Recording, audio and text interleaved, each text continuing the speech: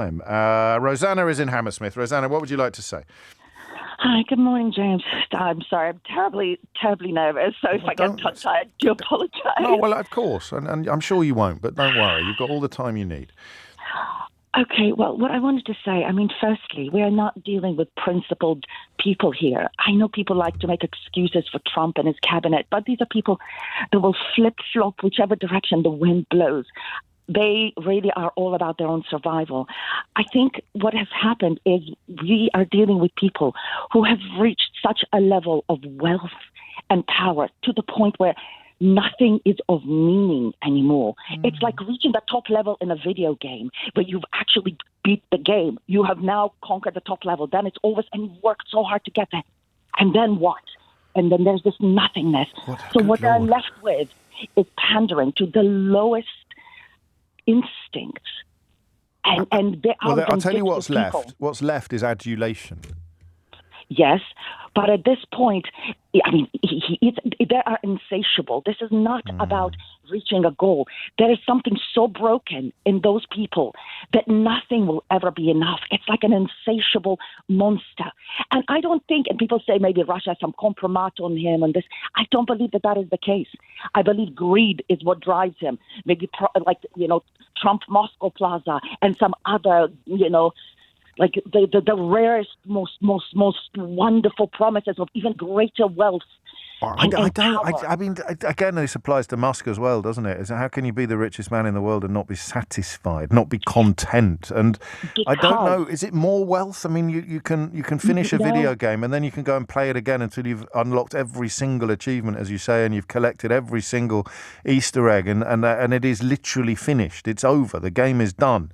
And yet the emptiness sets in. Yeah, and the emptiness is still there.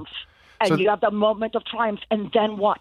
And then what is the next thing? So it's finding something to feed that hunger, that lack of inner happiness, that lack of something so broken inside, to reach that high, to become that successful, to have that much drive, to have that much audacity and moxie to do whatever you have to reach that level of success. Something is driving one that is more than a desire for good. It's a hunger. It's appeasing that beast inside, that something is so damaged. And it quiets it for a while. There's the high, that satisfaction, that joy, the pleasure.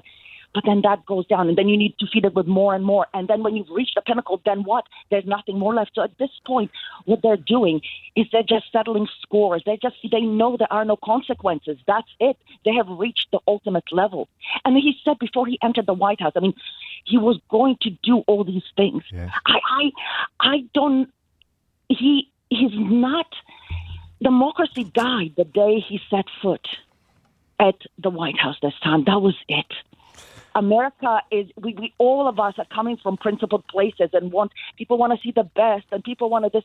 No, people have to look at things as what they are. And he's pandering to people who are like him. And sadly, there are far too many people out there who are like him, who maybe buried those dark instincts. But they now have a voice. They now have a leader. They now have, they've been emboldened and empowered to speak out and rejoice and go and see, I knew it. I wasn't the one that was wrong. Look at all those suckers. He doesn't want to stop the killing. He couldn't care less. He actually looks at conscripts as the suckers. They were not clever enough to get out of military service. Yes. He has no respect for veterans. He has no respect for weakness. And there is no more. The hunger will never be satisfied. There is no end. Which is why we must align ourselves. And I don't care where people stand on the political spectrum, but we have to see what is at stake.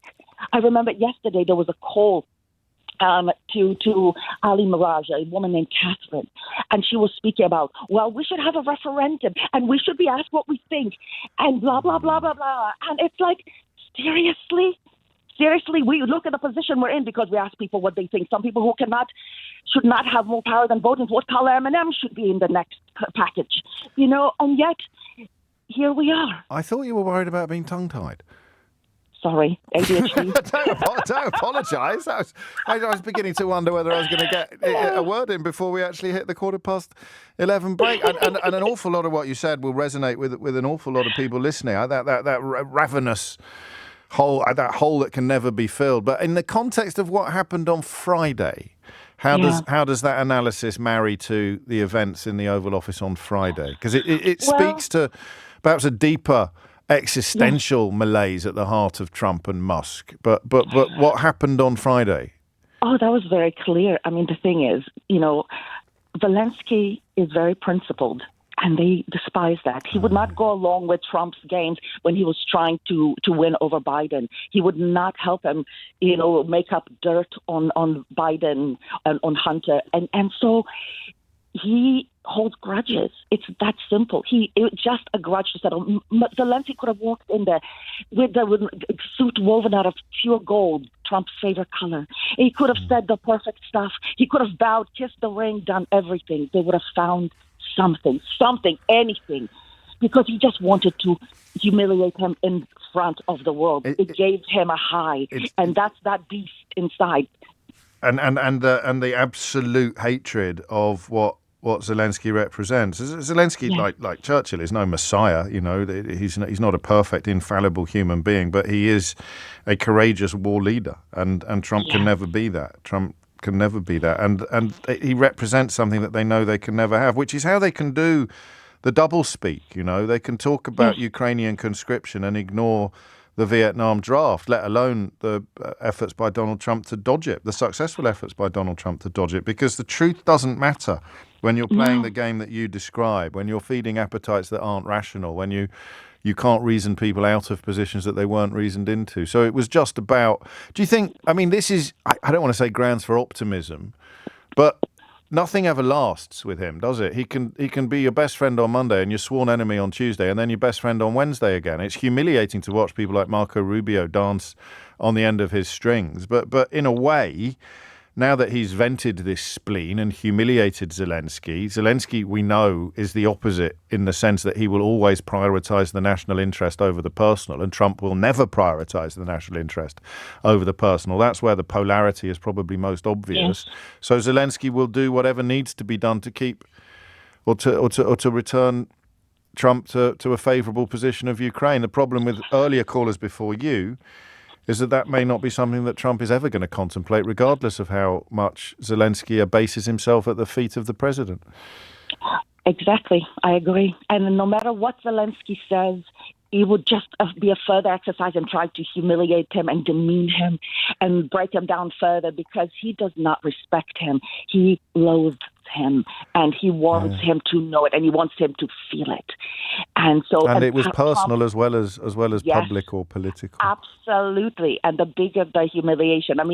Stupid questions like about his suit and just the nonsense. And the point is, they have no one to be accountable to. They know they can do anything, which is, again, the guardrail of who's going to stop them. The game is over. That's it. They've won. They are now achievements unlocked. And I still feel empty and hollow, and I know I'll never be half the man that Volodymyr Zelenskyy already is, and therefore I'm going to try to humiliate him in front of a hand-picked audience with the assistance of my patsy of a deputy who not that long ago called it more or less correctly when he worried out loud that I might turn out to be America's Hitler. And this is all on the record. None of that is opinion, what I've just said. Rosanna's call touching an awful lot of you very, very powerfully, because you perhaps need to park your resistance to hyperbole. I spoke a lot last week about normality bias on one side and a fear of hyperbole on the other. But there comes a time when actually things are as bad as you think. The threat is as real as it appears. Even the guy who came up with, is it Goodwin's Law? The guy who said that on the internet, any argument will eventually reach the point where one side accuses the other side of being Hitler. Well, Goodwin himself came out when Trump was running for president the first time and said, hey, this doesn't apply in this case. You make these references, you point out these parallels. Don't use my law to pretend that is hyperbole or that is an exaggeration. Thank you.